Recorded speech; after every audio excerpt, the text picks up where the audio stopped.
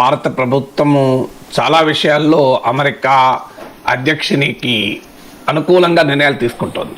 So American పార్లమెంట్లో వాళ్ళ top trade official చెప్పారు, ఇండియా ఈజ్ ఫార్వర్డ్ లీనింగ్ అన్నాడు. అంటే అర్థం ఏంటి? ఫార్వర్డ్ లీనింగ్, ముందుకు వంగుతోంది అని చెప్పారు. సో మన దగ్గర ప్రభుత్వం అంగీకరించకపోవచ్చు, కానీ అమెరికన్ ట్రేడ్ అఫీషియల్ వాళ్ళ పార్లమెంట్కు చెప్పిన అంశం ఇండియా అంగీకరిస్తుంది మనం చెప్పిన దానికి అని.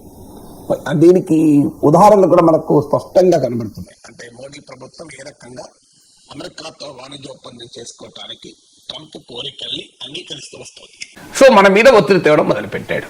సో ఉదాహరణకు అమెరికా అగ్రికల్చర్ ప్రొడక్ట్స్ ఎక్కువ కొనాలన్నాడు. అక్కడ భారత ప్రభుత్వం పూర్తిగా అనుకూలంగా నిర్ణయం తీసుకోవడం కష్టమైంది. కానీ ఆల్రెడీ కాటన్ విషయంలో జారిపోయింది కూడా మన మోడీ ప్రభుత్వం.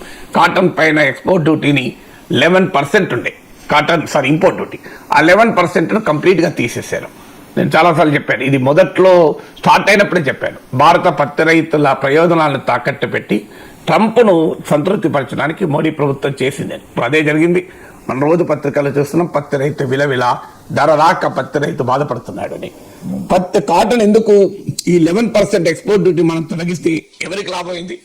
America, Australia. ఎందుకంటే ఇండియాస్ 2 టాప్ కాటన్ ఇంపోర్టింగ్ మనం ఎక్కడి నుంచి చేసుకుంటాం అంటే ఆస్ట్రేలియా నుంచి అమెరికా నుంచి చేసుకుంటాం. సో అమెరికాకు భారీ ఎత్తున లాభమైంది. అమెరికా కాటన్ ఫార్మర్స్ బెనిఫిట్ అయ్యారు, మన కాటన్ ఫార్మర్స్ నష్టపోయారు.